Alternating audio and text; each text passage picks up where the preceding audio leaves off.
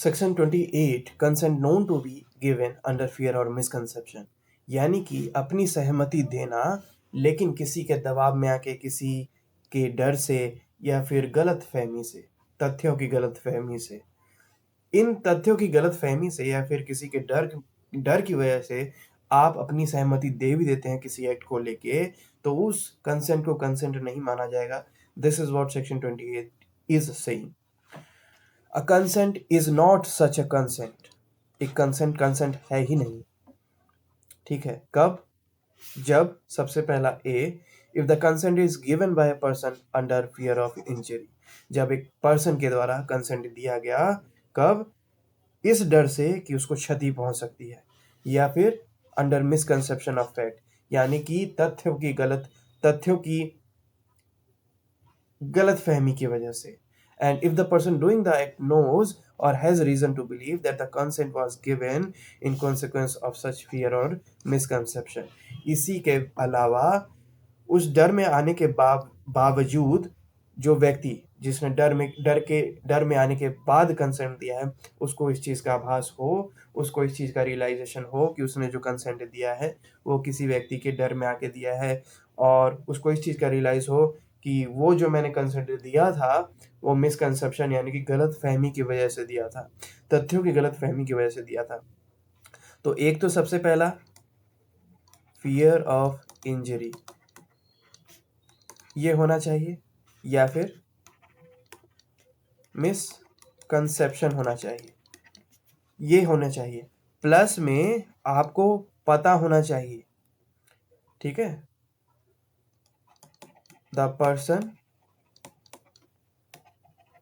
Must be aware about it, कि उसने जो कंसेंट दिया है वो फियर ऑफ इंजरी या फिर मिसकंसेप्शन ऑफ फैक्ट्स की वजह से दिया है, तभी।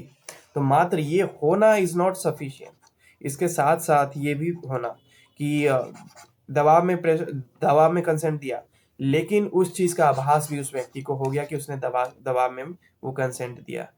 उस चीज का भी आभास उस व्यक्ति को हो गया कि उसने गलत तथ्यों की गलत फहमी में आके वो कंसेंट दिया, तब वो कंसेंट कंसेंट नहीं माना जाएगा। This was clause A. Then we have clause B. उससे पहले इरेज कर लेते हैं इसको।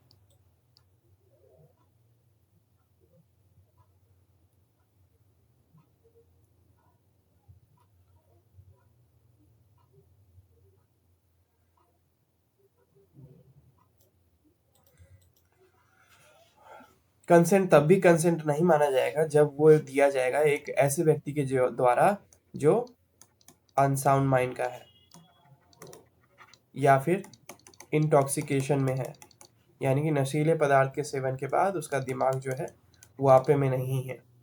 तो ये दोनों व्यक्ति के द्वारा भी अगर कंसेंट दिया जाता है तो उसको भी कंसेंट नहीं माना जाएगा, क्योंकि इन दोनों को पता ही नहीं है nature and consequence of which he gives his consent. उस एक्ट के लिए इनको पता ही नहीं है जिस एक्ट के लिए इन्होंने कंसेंट दे दिया है कि एक्चुअल में वो एक्ट है क्या, उसका नेचर क्या है, उसका कॉन्सिक्वेंस क्या है, उसका रेप्लिकेशन क्या है।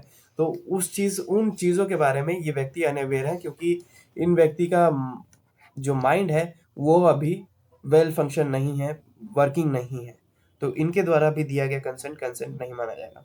सो क्लॉज ए कहता है fear of injury, consent no. Misconception of fact, consent no.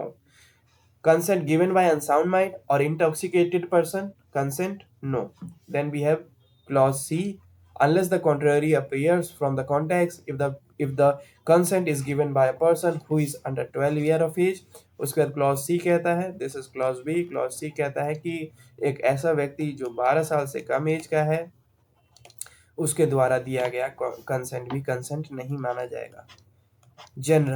Generally सामान्य तौर पर इसके विपरीत कुछ सामने आ जाए वो अलग बात है, लेकिन जनरली 12 साल से कम उम्र के व्यक्ति या बच्चे द्वारा अगर कोई कंसेंट दिया जाता है तो वो भी कंसेंट नहीं माना जाएगा। And this was section 28। I hope समझ में आया हो। सेक्शन 28 जनरली सेइंग कि कंसेंट कब कंसेंट नहीं माना जाएगा, जिसमें सबसे पहला है ए, दैट सेज अगर आपने किसी के दबाव में, किसी डर के कारण आपने कंसेंट दिया है तो कंसेंट नहीं माना जाएगा। अगर आपको किसी तथ्य से जुड़ा हुआ कुछ गलतफहमी हो गई थी और उसके बेसिस पे आपने कंसेंट दे दिया था तो वो भी कंसेंट कंसेंट नहीं माना जाएगा। आपने कंसेंट लिया है एक ऐसे व्यक्ति से जो अनसाउंड माइंड का है या फिर इंटॉक्सिकेटेड है, तब भी कंसेंट कंसेंट नहीं माना जाएगा। आपने कंसेंट लिया एक ऐसे व्यक्ति से जो 12 साल से कम एज का था, तो तब भी कंसेंट कंसेंट नहीं माना जाएगा।